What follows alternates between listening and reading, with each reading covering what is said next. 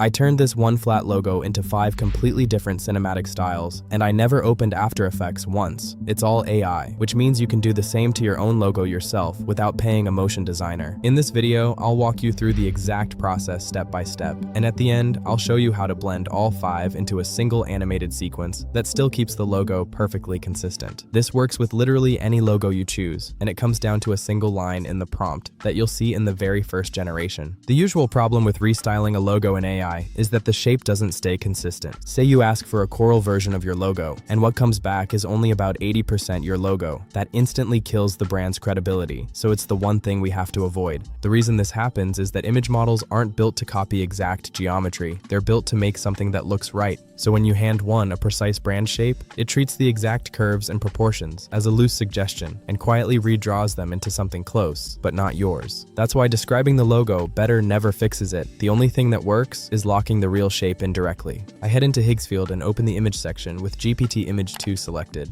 I'll leave a link down in the description so you can follow along the whole way.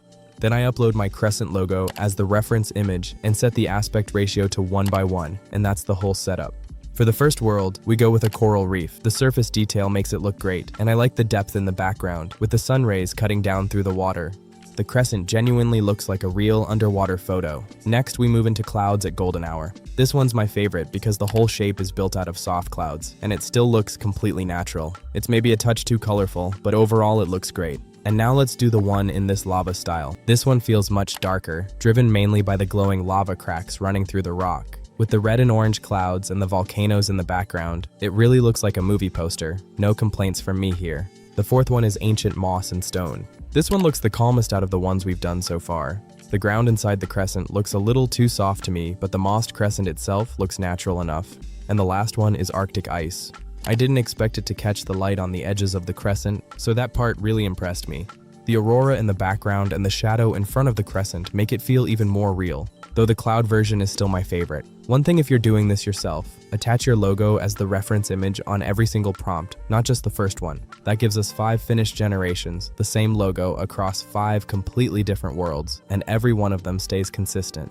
Now for the fun part, actually putting some of them into motion. And this part has almost nothing to do with the video model itself, because what matters most is what you do to your prompt before you ever paste it in. Most people write a paragraph describing the motion, paste it straight into the video model, and accept whatever timing it gives back. But the reveal timing is what makes or breaks a brand intro. It's basically the whole product. And when the timing's off, all you can do is re-roll the generation a few more times, which is slow and expensive. So before I run any video prompt in this video, I paste it into a free tool I found called videoprompt.studio. Its most powerful feature is that it turns your plain paragraph into a structured JSON prompt. The same scene, but broken out into timestamps, with the same camera behavior and motion. And it's built in the exact format Seedance 2.0 reads most precisely, so you get the most accurate results out of it. So I paste my storm paragraph in, and a few seconds later, it comes back restructured into a full JSON prompt. You just write whatever you want, and all the precise timing is handled for you. Once it generates your prompt, there's a button that opens Higgsfield directly, so you can paste the JSON straight into the model. There's one small limit.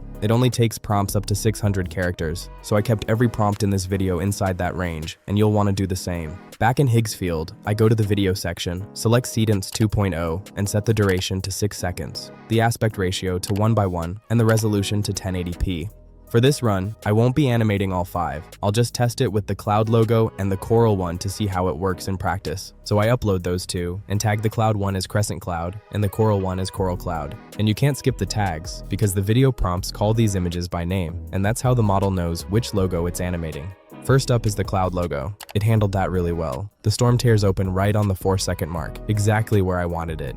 The one thing I don't like is the moment the storm turns into the golden sky. There's a slight pause as the logo appears, so it's not perfectly smooth, but overall it's solid. The second one is the coral logo, and this time I want a fast zoom under the water that decelerates at 3 seconds while the coral builds up the crescent. This one came out better than the first for me. The way it slows down right as the corals come together feels far more intentional than a straight reveal.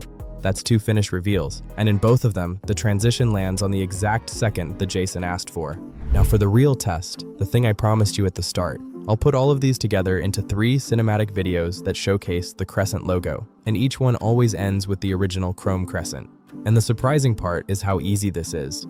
Instead of cutting the clips together in an editor, you hand Seedance every textured logo at once and let it turn them into a single generation.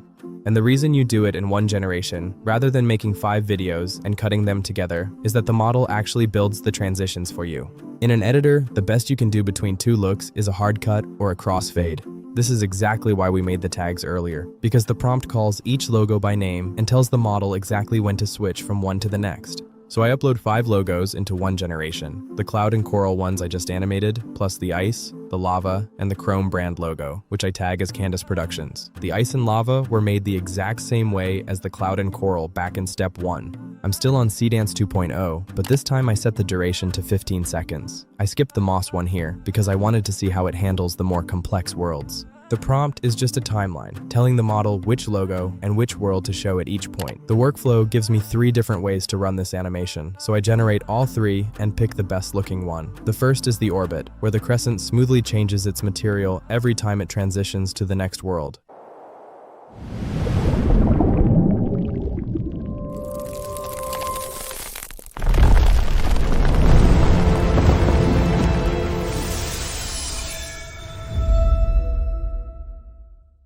The change from the cloud logo to the coral one feels a little forced, but the last transition, from lava to chrome, looks insane. When the crescent shifts out of that lava look, I couldn't spot a single frame where it pauses or looks unnatural. Next is the dive, where the camera pushes into each logo's surface and comes out inside the next world.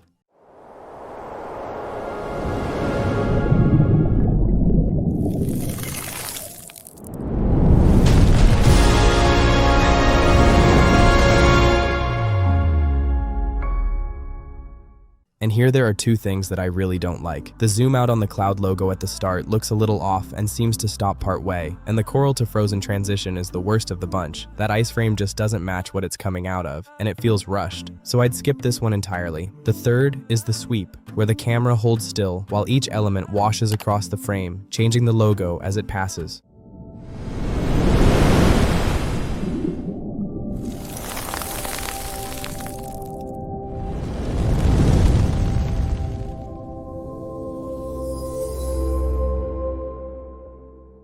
I thought nothing would beat the first one, but this one looks even better. I love the change to coral, and the moment the wave covers the crescent, it looks like a shadow passing for a split second. The transition into lava feels a touch rushed, but apart from that, this is probably the one I'd go with. So now I've got my logo shown across 5 different worlds, and a 15-second reveal that moves through all of them, and still ends on the one I started with. All of this would have taken me far longer if I had to jump between separate tools, but Higgsfield keeps everything in one place, and it gives you every other model on there too, so you're not wasting time searching around. So sign up to Higgsfield with my link in the description and run your own logo through these exact prompts. Thanks for watching, and I'll see you in the next one.